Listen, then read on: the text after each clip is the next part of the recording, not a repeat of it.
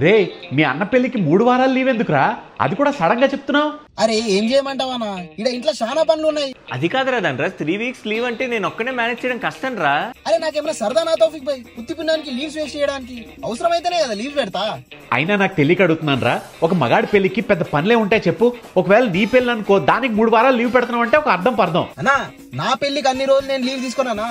పెళ్లి రోజు ఒకటి, శోభనం తర్వాత రోజు ఒకటి లీవ్స్ ఇవ్వాలి నాకు. సరేలే అన్న, వాడికి ఎంత ఎమర్జెన్సీ లేకపోతే ఇంత రిక్వెస్ట్ చేస్తాడు చెప్పు. రే 3 వారాలు లీవ్ అంటే హెచ్ఆర్ కూడా ఇన్ఫార్మ్ చేయాలరా, అవసరమా? అయినా వర్క్ ఫ్రం హోమ్ చేస్తూ మేనేజ్ చేయలేవారా ధనరాజ్? అన్నా నా పరిస్థితి నీకు అర్థమైతలేదన్నా. పేరుకి చిన్న కొడుకును గాని కూలోను కంటే దారుణంగా ఉందన్నా నా పరిస్థితి.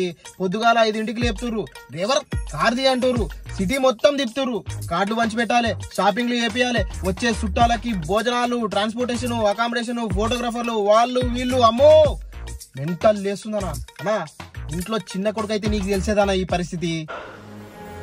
టచ్ చేసావురా. నేను కూడా మా ఫ్యామిలీలో చిన్న కొడుకునే. మా అన్న పెళ్లికి నీలానే కష్టపడ్డాను. ఆ రోజులు గుర్తు చేశావు.